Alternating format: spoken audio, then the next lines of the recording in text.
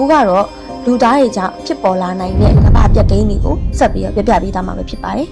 ပထမတစ်ခုကတော့ nuclear စစ်ပွဲ nuclear war nuclear လက်နက်တွေကိုတနိုင်ငံနဲ့တနိုင်ငံအသုံးပြုပြီးတော့စစ်ဖြစ်ရာကနေပြီးတော့ကမ္ဘာကြီးတစ်ခုလုံးပျက်စီးသွားနိုင်ပါတယ်တဲ့နောက်တစ်ခုကတော့ဇီဝလက်နက်များ biological weapon အန္တရာယ်ရှိတဲ့ virus ဒါမှမဟုတ် bacteria တွေကိုလက်နက်အဖြစ်အသုံးပြုပြီးတော့လူတွေကိုစတေးရာကနေပြီးတော့ဒီလူသားရှင်သန်မှုကိုထိခိုက်စေနိုင်ပါတယ်တဲ့နောက်တစ်ခုကလူတွေတီထွင်လိုက်တဲ့စက်ရုပ်တွေ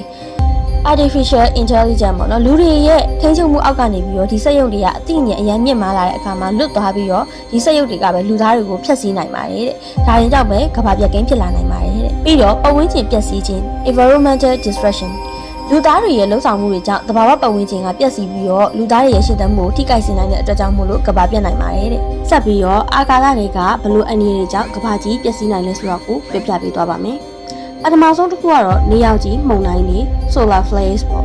အားဖြင့်နဲ့နေရောင်ခြည်မှုန်တိုင်းတွေကြောင့်ပဲကမ္ဘာပေါ်ကလျှက်စစ်ပစ္စည်းတွေအကုန်လုံးပျက်စီးသွားနိုင်ပြီးတော့ဒီကနေပြီးတော့ထိခိုက်မှုတွေဖြစ်လာနိုင်ပြီးကမ္ဘာကြီးကပျက်စီးနိုင်ပါတယ်တဲ့နောက်တစ်ခုကဂါမာရောင်ခြည်ပောက်ကွဲမှုများ gamma ray burst ပေါ့အဝေးကဂါမာရောင်ခြည်ပောက်ကွဲမှုတွေကြောင့်ပဲကမ္ဘာပေါ်ကနေရှိနေတဲ့တက်ရှိတွေအကုန်လုံးပေါ်မှာတက်ရောက်မှုတွေဖြစ်နိုင်ပြီးတော့ဒီကနေတစ်ဆင့်ကမ္ဘာပြတ်ကိန်းဖြစ်နိုင်ခြင်းများပါတယ်တဲ့ကမ္ဘာပြတ်ကိန်းဖြစ်နိုင်ခြင်းတွေကိုတိတိကျကျခံမှန်းဖို့ကတော့ခက်ခဲပါတယ်ဒါပေမဲ့သိပ္ပံပညာရှင်တွေကတော့အန္တရာယ်ရှိနိုင်တဲ့အခြေအနေတွေကိုအမြဲတမ်းစောင့်ကြည့်လေ့လာနေတာမို့လို့ဒီကမ္ဘာပြတ်ကိန်းကိုဖြစ်လာမယ်ဆိုရင်တော့မှပဲကာကွယ်နိုင်ဖို့အတွက်နည်းလမ်းတွေကိုကြိုတင်ပြီးတော့ရှာထားပါသေးတယ်